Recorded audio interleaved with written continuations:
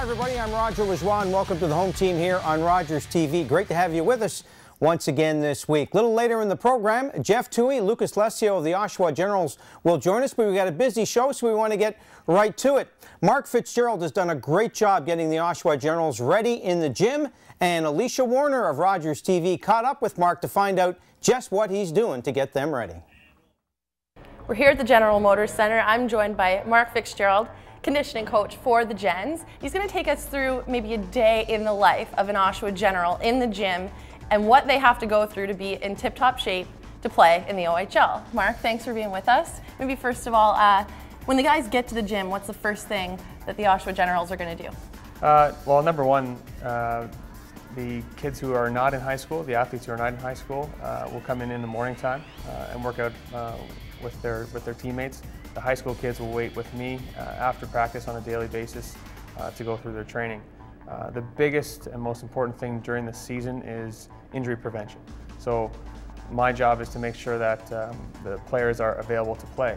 If they can't play and they're injured, then it doesn't help the team. So the big focus during the season is staying healthy. So we definitely start with proper warm-up and activation, muscle activation, that will kind of lead them down the path of staying injury-free and keeping performance at a high peak. Lots of work that gets done here in the gym, but it doesn't just stay within these four walls. It's got to go as far as diet, balanced nutrition. Maybe give us a little guidance on that and what the players have to do to stay in shape that way. Yeah, and nutrition is 99% of everything we do, training-wise. You can work as hard as you want in the gym, but it doesn't matter. If you're not fueling your body properly, then the results and the performance are going to be lackluster. With the ownership and the general manager and coach here are so supportive of what I do. We bring in the billet families of where the players live, and we do a nutrition seminar. So we do, we teach the billets how to cook and what foods are best for pre-game, post-game, what foods are good for snacks before bed. So like at this level with this organization, the way it is, it makes my job pretty easy with all this support. So we're able to really dial in what the guys are eating away from the rink, what they're doing away from the rink, in order to maximize what they do when they get here. So it's such a crucial part of it that if it goes unnoticed, then we're in big trouble. And it's a crucial time in these players' careers. You're 16 to 20 years old. This is when you're looking to prove that you can make the jump to the pro level, to the American League, to the NHL. Elite Training Systems works with the Toronto Marlies, the Toronto Maple Leafs. Maybe tell us a little bit about the difference in training OHL aged athletes as opposed to the guys that are maybe a little bit more grown and are at the next level. You know what, it's not that much of a difference. The only difference is maybe maturity and just the growth of these guys, both body-wise and maturity-wise. You see a lot of the same things. You see a lot of the same maybe issues or dysfunctions in the body. So I'm lucky enough to be working at this level where I can hopefully catch some of these early, so then when I see them at the next level, they don't have those problems. So we can kind of work towards new things and improve performance in that way. But hockey's hockey. These guys play at a very high pace now. With the OHL is the best feeder league to the NHL. So I'm seeing a lot of these guys at the next level, which is neat for me. But I think the biggest thing is getting these guys early and making them understand the importance of training and nutrition, and then my job's a little bit easier when we go up to the pros.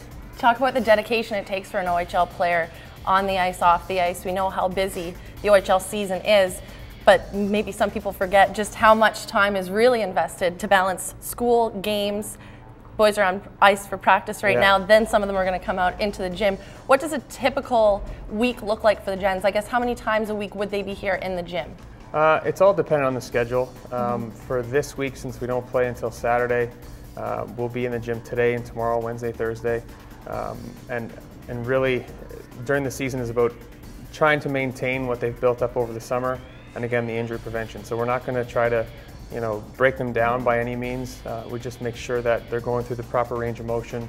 Their nutrition is where it should be. I have a lot of the players doing food journals for me who I check in on periodically just to see where they're at.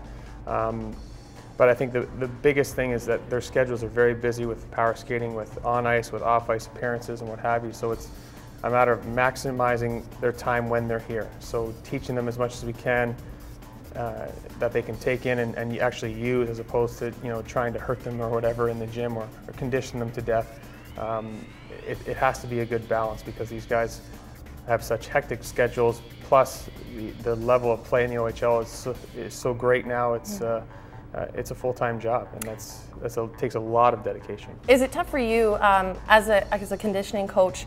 You see so many different ages, body types. See a 16-year-old that's 160 pounds and then a 20-year-old that's close to 200.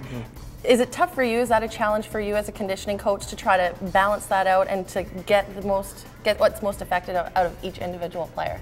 Yeah, that's always a challenge, but it's a lot of it depends on where they train in the summertime. What is their background in training? I call it their training age. How long they've been doing this. Some of these guys who are 15 and 16 don't really have a lot of experience, so I see that as an opportunity to teach them more.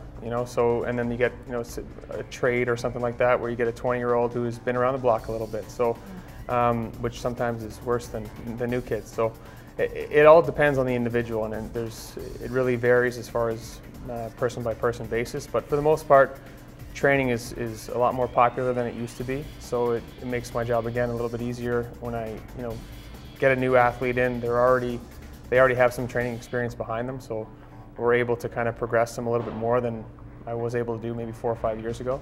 It's interesting you say it's good to have an athlete come in that has a little bit of prior background experience in training, but at the same time you don't want a guy that's coming in that just has his routine, isn't open to change. What would you suggest maybe for younger players like Bantam, midget age players that really want to make an impression in their first year as a rookie in the OHL? How should they prepare themselves for their first year?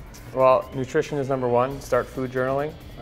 It's tedious, boring task that most of my athletes don't like doing, but it's a very clear picture of what you're putting into your body on a daily basis. And you don't need someone like me or a nutritionist to tell you, hey, that's good or bad. After a while, you start to learn, hey, maybe those foods don't work for me. So food journaling and nutrition is number one. Number two is find someone who is reputable. Find someone who trains OHL athletes. Find someone who trains maybe AHL or NHL athletes.